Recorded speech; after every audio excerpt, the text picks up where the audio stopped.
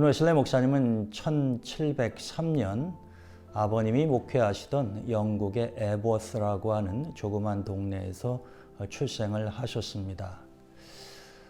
웨슬레 목사님이 6살 때에 목사관에 큰 화재가 생겨서 죽을 위기를 넘겼는데 그때 극적으로 구조가 되었습니다. 근데 그 사건을 목격했었던 어머니 수산나 웨슬리는 자기 아들 어린 웨슬레에 대한 하나님의 특별한 섭리가 있을 거라고 생각을 하고 많은 자녀들을 기르는 가운데 특별히 존 웨슬레 목사님에 대해서 많이 신경을 쓰셨다고 합니다. 웨슬레 목사님은 성장해서 후에 옥스퍼드 대학에 진학을 하십니다. 그래서 크라이스트 처치 칼리지하고 또 링컨 칼리지에서 공부도 하시고 또 오늘로 말하자면 대학 교수로서 강의도 하시는 그러한 일을 하십니다. 근데 이 옥스퍼드 대학을 졸업하고 난 후에 동생과 함께 미국에 있는 인디언들의 영혼을 구원하기 위해서 요즘으로 말하면 선교사로 가십니다. 웨슬레 목사님이 약 2년여 동안 미국 조지아주라고 하는 곳에서 하나님 말씀을 전하고 선교 사역을 하셨지만 성과는 별로 좋지 못했습니다. 특별하게 웨슬레 목사님을 통해서 구원받았다고 이야기하는 사람이 한 사람도 없을 정도였으니까요. 또 그리고 개인적으로 또 사랑하는 한 여인을 사랑하던 일도 있었는데 그것도 제대로 되지를 않아서 웨슬레 목사님은 아주 크게 실망한 상태로 다시 영국으로 돌아오게 됩니다. 그리고 여러분이 잘 아시는 1738년 5월 24일 날 영국 런던의 올더스게이트라고 하는 거리를 지나가시다가 한 종교 집회에 참석을 하시게 되죠. 그것은 의도적인 참석은 아니었습니다. 성령님께서 인도하셨다고 말하는 것이 더 정확하겠죠. 그러나 어찌되었든 그 집회에 참석을 하셔서 웨슬레 목사님은 우리가 이른바 성령 체험이라고 하는 자기의 가슴이 뜨거워지는 체험을 하시게 되고 이것이 웨슬레 목사님의 일생을 바꾸어 놓는 아주 중요한 계기가 됩니다. 웨슬레 목사님은 옥스퍼드 대학에 다니실 때에 동생 찰스 웨슬리와 함께 영성 활동을 하게 됩니다. 일반적으로 이 홀리클럽 신성구락부가 존 웨슬레 목사님이 시작한 것으로 알고 있는 분들이 있는데 사실은 동생인 찰스 웨슬리가 시작을 한 것이었고 형인 존 웨슬레 목사님은 후에 이 홀리클럽의 이제 중요한 지도자가 되죠. 근데 이 홀리클럽에서는 일정한 규칙이 있었습니다. 그들은 성경을 정기적으로 읽고 기도 시간도 정해서 하고 또 어려운 사람들을 돕는 구제 활동도 활발히 했습니다. 때를 따라 초대교회 전통에 따라 금식도 했습니다. 근데 이 주변에 있던 친구들은 이러한 홀리클럽 이 멤버들을 보고서 좀 비아냥거리는 듯한 이야기를 했습니다. 그래서 그들을 성경벌레다 혹은 규칙주의자들이다 이렇게 이야기를 했습니다. 여러분 우리 한국 감리교회라고 할 때 감리라고 하는 말은 이런 규칙이라고 하는 의미가 들어있지 않습니다. 그러나 미국 감리교회를 유나이티드 메소디스트 처치 연합 감리교회라 이렇게 이야기하는데 거기에는 웨슬레 때부터 사용되었던 이 메소디스트 굳이 번역하자면 규칙쟁이들이라고 하는 말입니다. 그래서 사실 우리 감리교회 전통은 시작부터 이 규칙 이런 거에 대해서 굉장히 어찌 보면 중요하게 생각해 왔다고 이야기할 수가 있는 것이죠. 이 홀리클럽에서 활동하던 사람들은 이렇게 모든 일들을 아주 규칙적으로 했습니다. 마음 내킬 때에 성경 읽고 기도하고 구제하고 금식하는 것이 아니라 모든 일들을 아주 규칙적으로 했다라고 하는 것이죠. 여러분 이러한 홀리클럽의 전통을 오늘 여러분들과 저의 삶에 비추어서 한번 생각해 볼 필요가 있습니다. 여러분들은 성경 얼마나 규칙적으로 읽으십니까? 또 기도는 얼마나 규칙적으로 하십니까? 시간을 정해놓고 하십니까? 또 금식은 어떻습니까? 금식 해본 적이 언제인지 기억이 혹시 가물거리지는 아니하십니까? 만약 우리가 그렇다고 한다면 이것은 감리교 운동을 시작하셨던 존 웨슬레 목사님의 사상, 그리고 이 홀리클럽의 전통을 이어받은 우리 감리교하고는 사실 아주 동떨어진 모습이라고 하는 것을 기억할 필요가 있다라고 하는 것입니다. 웨슬레 목사님은 엄밀히 말하면 감리교 목사님이 아니셨습니다. 왜냐하면 웨슬레 목사님 당시에는 감리교단, 감리교회라고 하는 것이 존재하지 않았고, 따라서 웨슬레 목사님은 영국 성공회의 목회자이셨습니다. 근데 당시 영국의 국교였던 이 성공회의 신학적인 배경을 보면 성공회에서는 성경과 전통과 이성, 이 세 가지를 아주 중요하게 강조했습니다. 물론 이 세 가지는 오늘날에도 중요하죠. 그러나 영국 국교회, 즉 우리가 일반적으로 성공이라고 하는 이 성공회의 이 신학적인 면에서 보자고 한다면 이 체험이라고 하는 면이 빠져 있었다라고 하는 것입니다. 그들은 살아계신 하나님 혹은 하나님의 영에 대한 체험, 이것을 그리 중요하게 생각하지 않았습니다. 웨슬레 목사님도 당연히 그러한 교회 또 신학적인 분위기에서 성장하고 교육을 받았던 것이죠. 그러나 미국에 가서 2년 동안 선교 사역을 했던 것이 별 성과를 거두지 못하고 참담한 심정으로 이 런던의 올더스 게이트 거리를 걷고 있을 때에 성령님의 인도하심으로 이 종교 집회에 참석을 해서 자기의 가슴이 뜨거워지는 체험을 했다라고 하는 거죠. 여러분, 이것은 아주 중요한 사건이기도 하지만 우리가 곰곰이 곱씹어 볼 만한 내용입니다. 마음이 뜨거워졌다라고 하는 것, 하나님 말씀 들으면서 우리가 마음이 뜨거워지고 불같은 이런 체험을 하는 경우 있지 않습니까? 근데 웨슬레 목사님에게 있어서는 그때까지는 그러한 것들이 별로 중요하지 않다고 생각을 했고 그렇게 교육을 받았다라고 하는 것입니다. 그런데 여러분이 마음이 뜨거워지는 것은 나의 의지적인 결단으로 되는 것이 아니지 않습니까? 이것은 하나님의 영의 역사하심이다라고 하는 거죠. 그래서 이 체험이 있고 난 후에 웨슬레 목사님은 다시 한번 자신의 영적인 삶에 대해서 재조정을 하게 됩니다. 즉 영국 국교회에서 이야기하지 않았던 성경과 전통과 이성 이외의 성령의 체험이 우리의 신앙생활에 있어서 아주 중요하다라고 하는 것을 웨슬레 목사님은 깨닫게 되신 것이죠. 그런데 이러한 성령의 체험으로 인해서 사실 웨슬레 목사님은 개인적으로는 많은 어려움을 당하게 되십니다. 그 이유가 무엇인가 하면은 웨슬레 목사님은 이 성령 체험을 하고 난 이후에 그의 친구 가운데 조지 위필드라고 하는 아주 유명한 부흥사가 있었습니다. 그런데 이 위필드라고 하는 목사님은 영국뿐만이 아니라 대서양 건너 미국에 와서도 놀라운 부흥운동을 일으키신 분인데 한 번은 이 위필드 목사님이 영국을 떠나 미국으로 가셔야 될 일이 있었습니다. 그때에 위필드 목사님이 웨슬리 목사님에게 탄광 지역에 와서 설교를 해달라고 부탁을 합니다.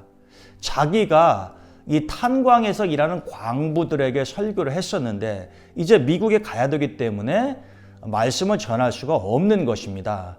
그래서 같은 이 홀리클럽에서 활동을 했고 지도자였던 존 웨슬리 목사님에게 부탁을 한 거죠. 그런데 이러한 요청을 받고 난 후에 웨슬리 목사님은 깊은 고민에 빠졌습니다. 왜냐하면 당시 영국 국교회에 속해 있는 성직자들은 교회 건물 밖에서는 설교를 할 수 없었습니다. 하나님의 말씀의 선포는 오로지 교회 안에서만 이루어질 수 있는 것이 당시 영국 성공의 법이었다라고 하는 것입니다. 그러니까 이미 친구이자 동역자인 조지 위필드 목사님은 자신이 영국 성공회에 속해 있으면서도 이러한 법, 규칙을 어긴 것이라고 볼 수가 있는 거죠. 그럼에도 불구하고 오랜 고민 끝에 그는 탄광 지역에 가서 광부들에게 하나님 말씀을 전했습니다. 근데 거기에서 놀라운 체험을 하게 되는 거죠. 그것은 1738년 5월 24일 날 자신이 올더스 게이트 거리에서 했던 성령 체험보다 훨씬 더 강력한 체험이었습니다. 하나님의 영이 성령께서 내가 지금까지 알고 배웠던 것처럼 어떤 예배당 건물 안에서만 역사하는 것이 아니라 하나님의 영은 어디에도 존재하시며 어디에서는 역사하실 수 있다라고 하는 것을 이론이 아닌 자신의 눈으로 직접 목격하게 됐다라고 하는 것입니다. 그러니 여러분, 이것이 얼마나 충격적이었겠습니까? 그러나 그것은 부인할 수 없는 사실이었다라고 하는 거죠. 여러분, 우리가 어떻게 18세기나 21세기나 하나님의 영을 어떤 한 장소에 가두어 둡니까? 하나님은 어디에나 계시는 분 아니십니까? 우리 성도들이 그것을 잊어서는 안 된다라고 하는 거죠. 물론 하나님의 성전, 교회는 굉장히 거룩한 곳이기는 합니다만 하나님은 예배당 건물 안에만 머무르시는 분이 아니다라고 하는 거죠. 따라서 우리가 교회라고 하는 것에 대해서 올바른 이해를 할 필요가 있다라고 하는 것입니다. 많은 돈을 들여서 화려하게 지은 성당이나 교회 건물 안에만 거룩하신 하나님이 계시는 것이 아니라, 만일 하나님이 그렇게 엄청나고 화려한 건물만을 하나님의 집으로 인정했다고 한다면 하나님은 왜 솔로몬 성전이 허물어지는 것을 내버려 두셨을까요? 하나님의 영은 건물에 있는 것이 아니라 어쩌면 하나님의 영이 임재하시는 그곳이 바로 교회라고 하는 사실을 우리는 결단코 잊어서는 안 된다라고 하는 것입니다. 이것을 18세기 웨슬레 목사님은 광부들에게 말씀을 전하면서 깊이 체험하셨고, 그 다음부터는 그분의 목회 방향이 어떤 교회법에 의해서 좌지우지되는 것이 아니라 하나님의 영에 의해서 이끌려갔다고 말할 수가 있겠습니다. 우리가 보통 이 선교대회, 감리교 선교대회를 하거나 그럴 때에 세계는 나의 교구다라고 하는 웨슬리 목사님이 말한 이 캐치프레이즈 같은 거를 현수막에 써놓고, 웨슬리 목사님이 온 세상을 나의 교구다라고 말씀하시면서 그렇게 하나님의 사역을 했던 것처럼 우리도 온 세계를 교구로 삼고 땅끝까지 복음을 전해야 됩니다. 이런 취지로 이야기를 많이 합니다. 틀린 이야기는 아니에요. 그러나 정확한 표현은 아닙니다. 왜냐하면 웨슬레 목사님이 세계는 나의 교구다라고 말씀하셨을 때 그분이 온 땅에 복음을 전하고 전 세계를 그리스도화하기 위해서 놀라운 선교 비전을 가지고 그런 말씀을 하신 것이 전혀 아니기 때문에 그렇습니다. 사실은 웨슬레 목사님이 이렇게 야외 설교를 하다 보니까 어떤 때는 아버지의 이 묘비 위에 올라가셔서 말씀을 전하신 적도 있었어요. 왜 그랬을까요? 영국 성공회에서 웨슬레 목사님에게 더 이상 목회지, 교회를 주지 않았기 때문에 그렇습니다. 이유는 무엇일까요? 교회법을 어기고 교회의 규칙을 따르지 않는다는 것이었었죠. 그렇다고 해서 웨슬레 목사님이 뒤로 물러서지 않았습니다. 영국 성공회에서 나에게 목회지를 주지 않는다면, 교회 파송을 하지 않는다고 하면은 나는 어디서든, 그게 설사 묘비 위에서든 아니면은 탄광에서든 하나님의 말씀을 나는 어디에서든지 전하겠고, 이 온 세상을 마치 나의 교회, 교구처럼 생각하고 목회를 하겠다라고 하는 선언이었기 때문에, 사실 세계는 나의 교구다라고 하는 말의 이면, 그 배경을 알고 나면 좀 마음이 씁쓸하죠. 요즘은 아주 좋은 의미로 그렇게 선교를 강조하는 표현으로 사용하고 있습니다만, 원래는 그렇지 않았다라고 하는 것을 우리가 알 필요가 있다라고 하는 것입니다. 우리 감리교 신학의 핵심은 성결입니다. 성결, 성화 혹은 거룩함, 우리가 섞어서 사용할 수 있는 단어들입니다. 웨슬레 목사님도 주님이 말씀하시고 사도 바울이 강조했던 것처럼 감리교인들에게 내가 거룩한 것처럼 너희도 거룩하라 하신 주님의 말씀, 또 사도 바울의 가르침을 따라서 우리 감리교인들은 어찌하든지 성결에, 거룩함에, 깨끗함에 이르러야 합니다라고 말씀하셨습니다. 여러분, 우리가 살고 있는 오늘 21세기 2021년 우리 주변을 돌아보시면 참 거짓이 난무하죠. 불법과 편법이 너무나 성행합니다. 교회 안팎에서 사람들은 거짓말하는 것을 더 이상 그렇게 대수롭게 여기지 않아요. 또 큰 문제로 생각하지도 않습니다. 그러나 성경적으로 보게 되면 모든 인류의 비극은 사단의 거짓말에 넘어간 것이었었고, 하나님께서도 거짓된 혀를 아주 미워하신다고 말씀하셨습니다. 그런데 우리는 이러한 거짓을 말하면 깨끗할 수가 없는 것이죠. 거짓과 성결은 상반된 개념 아니겠습니까? 이런 의미에서 우리 웨슬레 목사님이 감리교 운동을 시작하시면서 초기 감리교인들에게 깨끗하고 거룩하고 성결해져야 된다. 성화를 위해서 노력해야 된다라고 하신 말씀은 수백 년의 세월이 흘렀지만 오늘 우리가 다시 한번 깊이 가슴에 새겨야 될 가르침이라고 생각을 합니다. 이 존 웨슬레 목사님의 외할아버지가 사무엘 안네슬리라고 하는 분이셨는데 이분은 영국 청교도의 대부이기도 하셨습니다. 그런데 이 외할아버지가 하신 말씀 가운데 이런 이야기가 있어요. 비록 목회자들이 설교의 나머지 부분은 다 기억 속에서 잊어버린다고 하더라도 우리는 두 단어만큼은 꼭 기억해야 된다. 첫째는 그리스도요, 둘째는 성결이다. 이렇게 이야기를 했습니다. 여러분, 청교도들도 하나님 앞에서 깨끗하고 올바른 삶을 살려고 애를 쓴 그런 부류들 아닙니까? 그러니까 그런 청교도 정신이 이 웨슬레 목사님의 집안에는 면면이 살아 흘러내려오고 있었다라고 하는 거죠. 그렇게 이 성결에 대한 가르침을 어렸을 때부터 받았었던 웨슬레 목사님은 훗날 이 감리교단의 신학적인 가르침에도 이 성화를 아주 중요하게 생각하셨다라고 하는 것입니다. 또 우리가 교회를 다니면서 은혜 받았다, 은혜 받았니? 여러분, 이 은혜라고 하는 말은 사실 교회 바깥에서는 그렇게 일반적으로 사용하는 단어가 아니지 않습니까? 그러나 교회 안에서 우리 성도들 삶에 있어서 은혜라고 하는 말은 너무나도 소중하고 귀한 단어 아닙니까? 우리가 교회를 가면은 하나님 말씀을 들으면 은혜를 받아야죠. 또 다른 사람들이 은혜 받도록 해야 되지 않겠습니까? 그러면 여러분, 우리가 어떻게 하면 이 은혜를 충만하게 받을 수 있을까요? 혹시 은혜를 많이 받을 수 있는 방법, 수단이 있을까요? 웨슬레 목사님은 분명히 있다고 말씀하셨습니다. 그리고 초대 감리교회 성도들에게 이 은혜의 수단에 대해서 가르쳐 주셨는데 저는 이 웨슬레 목사님이 초기 감리교인들에게 가르쳐 줬던 이 은혜의 수단에 대해서 여러분들에게 소개를 하고 제 강의를 마치려고 합니다. 만일 여러분들이 하나님이 주시는 충만한 은혜를 받으려면 성경을 탐구하십시오. 제가 아까 여러분들 성경을 얼마나 규칙적으로 읽으십니까? 라고 여쭤본 적이 있는데 여러분들이 하루 삼시세끼 여러분들의 육신의 건강을 위해서 식사하시지 않습니까? 하나님은 우리를 영혼 육으로 창조하셨기 때문에 우리의 영혼도 양식이 필요한 것이죠. 우리의 영혼의 양식은 하나님 말씀 아닙니까?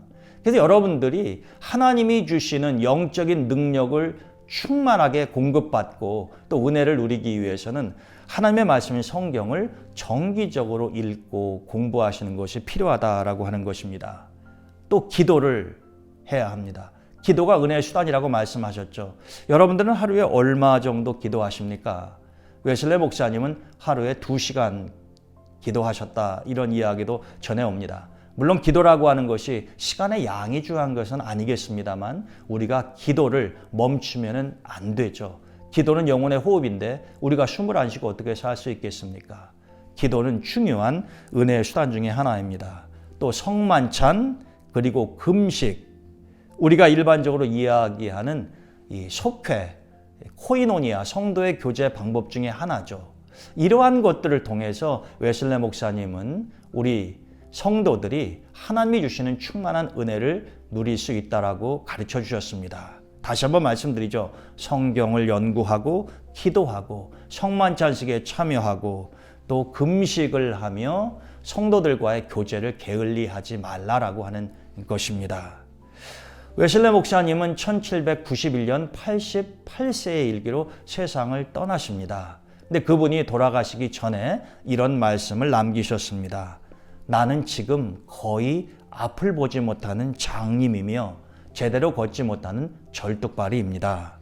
그러나 하나님의 은혜로 아직까지 저는 걸을 수는 있습니다. 하나님이 저를 부르시면 저는 여기에 묻히기를 원하며 부활의 아침에 내 주변에 함께 둘러있는 모든 자녀들과 함께 일어나기를 원합니다. 제 일생에 있어서 무엇보다도 가장 좋았던 것은 하나님이 나와 함께 하심이었습니다. 우리가 믿는 주님은 약속하셨습니다. 내가 세상 끝날까지 너희와 함께 있을 것이라고 말입니다. 웨슬레 목사님은 그 말씀을 믿으셨던 거죠. 그분이 세상을 떠나실 때 감리교인들은 약 7만 2천 명 정도가 있었고 웨슬리 목사님이 영국에서 시작했었던 감리교 운동은 미국을 거쳐서 약 100년 후에 이 땅에 들어오게 됩니다. 그래서 오늘 여러분들과 저와 그리고 이 분당 지방에 감리교회가 존재하는 것입니다. 우리가 5월이 되면은 존 웨슬리 목사님 회심 기념주일도 지키고 웨슬리 목사님에 대해서 많이 생각해 보게 되는데 오늘 짧은 시간이지만 제 강의가 여러분들이 웨슬리 목사님의 생애를 이해하는데 도움이 되었으면 좋겠습니다. 코로나19 때문에 여러분들 어려운 시간 보내고 계시죠? 그러나 모든 터널에는 끝이 있습니다. 얼마 지나지 않아서 우리가 그 터널을 통과하고 주님께서 예비하신 밝은 빛을 맞이하는 날이 반드시 올 줄로 믿습니다. 여러분들 늘 평안하시고 또 섬기시는 교회 위에 하나님의 크신 은총이 같이 하시기를 축원드립니다. 감사합니다.